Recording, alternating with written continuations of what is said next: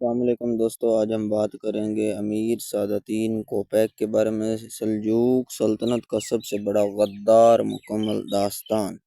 ناظرین، آج ہم بات کریں گے ایک ایسے شخص کی جس کا نام تاریخ میں ذہانت، طاقت، سازش اور غداری کی علامت بن چکا ہے۔ یہ شخص تھا امیر ساداتین کوپیک۔ اگر آپ نے ارطغرل غازی کا مشہور ڈرامہ دیکھا ہے تو آپ اس کردار سے ضرور واقف ہوں گے، لیکن حقیقت میں ساداتین کوپیک کی کہانی ڈرامے سے بھی زیادہ خوفناک اور حیران کن ہے۔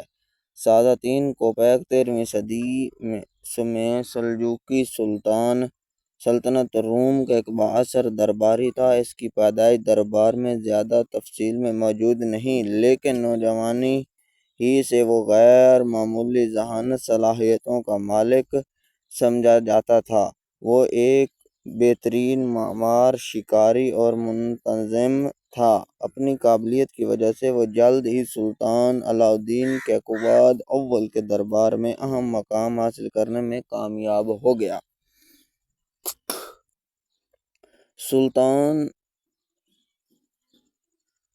سلطان علاء الدین کیقوباد اول سلجوق سلطنت کے طاقتور حکمرانوں میں شمار ہوتے تھے۔ ان کے دربار میں سلطنت اپنی ترقی کی بلندیوں پر تھی۔ ساداتین کوپیک نے اپنی ذہانت سے سلطان کا اعتماد حاصل کر لیا، اسے اہم سرکاری ذمہ داریاں سونپی گئی اور وہ دربار کے بااثر افراد میں شامل ہو گیا۔ لیکن اقتدار کی ہوس انسان کو اندھا کر دیتی ہے۔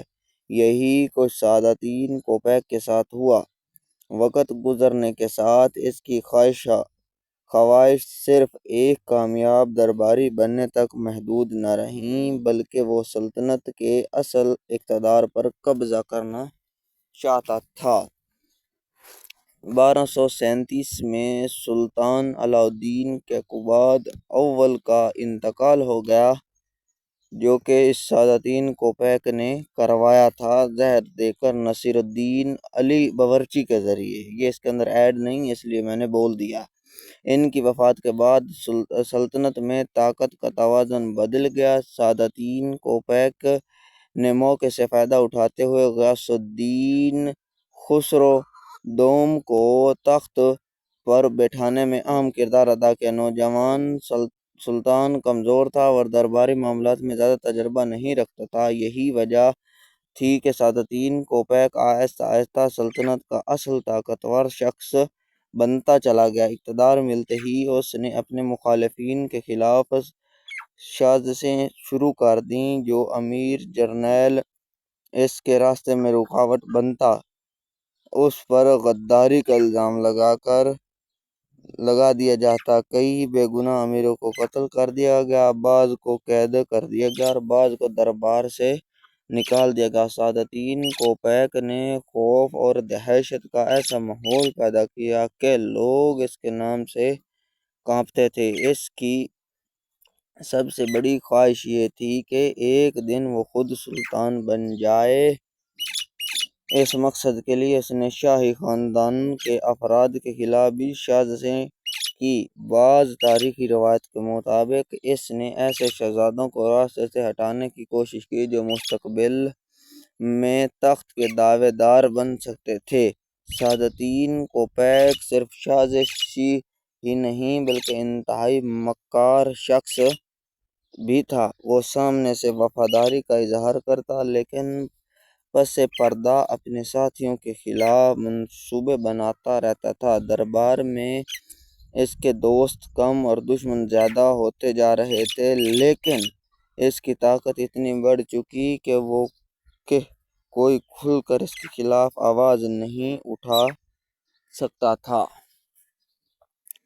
نمبر 4 پہ جو حصہ آتا ہے، سلجوق سلطنت کے اس نازک دور میں منگول طاقت تیزی سے بڑھ رہی تھی۔ سلطنت کو ایک مضبوط اور متحد قیادت کی ضرورت تھی، لیکن ساداتین کوپیک کی سازشوں نے ریاست کو اندر سے کمزور کر دیا۔ درباری اختلافات بڑھتے گئے اور سلطان کا انتظامی ڈھانچہ متاثر ہونے لگا۔ نمبر 5 پہ آتا ہے، بالآخر وہ وقت آیا کہ جب سلطان غیاث الدین کیسرو دوم کو احساس ہوا کہ سعادتین کوپیک صرف ایک درباری نہیں بلکہ وہ خود سلطنت کے لیے خطرہ بن چکا ہے۔ سلطان کو معلوم ہوا کہ سعادتین اقتدار پر مکمل قبضہ کرنا چاہتا ہے اور شاید مستقبل میں اس سے بھی راستے سے ہٹا دے، تو سلطان نے خود کو بچانے کے لیے کائی قبیلے چلا گیا۔ وہاں ارطغرل غازی کے ساتھ قبیلے میں جا کر پناہ لے لی۔ ارطغرل غازی نے پھر اس کے خلاف جدوجہد شروع کی۔ سلطان نے خفیہ طور پر اپنے وفادار امیروں کے ساتھ منصوبہ بنایا۔ حسام الدین قراجہ اور دوسرے کئی سلطان تھے امیر جو اس منصوبے میں شامل تھے۔ 1238 میں سعادتین کوپیک کو دربار میں طلب کیا گیا۔ اس سے یقین تھا کہ وہ پہلے طرح ہر مشکل سے بچ جائے گا، لیکن اس بار حالات مختلف تھے۔ سلطان کے حکم پر اسے گرفتار کر لیا گیا اور بعد از قتل کر دیا گیا۔ اس طرح وہ شخص جس نے دوسروں کے لیے سازشوں کے جال بچھائے تھے، وہ خود اپنی سازش کا شکار بن گیا۔ سعادتین کوپیک کی موت کے بعد اگرچہ اس کا اقتدار ختم ہو گیا، لیکن اس کی پیدا کی گئی کمزور سلجوق سلطنت میں باقی رہیں۔ چند ہی سال بعد سلطنت کو منگولوں کے شدید حملوں کا سامنا کرنا پڑا۔ جیسی طاقت دوبارہ حاصل نہ کر سکی۔ تاریخ سعادتین کوپیک کو ایک باصلاحیت مگر اقتدار کے نشے میں مبتلا شخص کے طور پر یاد کرتی ہے۔ اگر وہ اپنی صلاحیتیں سلطنت کی خدمت میں استعمال کرتا تو شاید ایک عظیم رہنما بن سکتا تھا، لیکن اس نے غداری، سازش اور ذاتی مفاد کا راستہ اختیار کیا۔ اس لیے آج بھی اس کا نام تاریخ کے بڑے غداروں میں شامل کیا جاتا ہے۔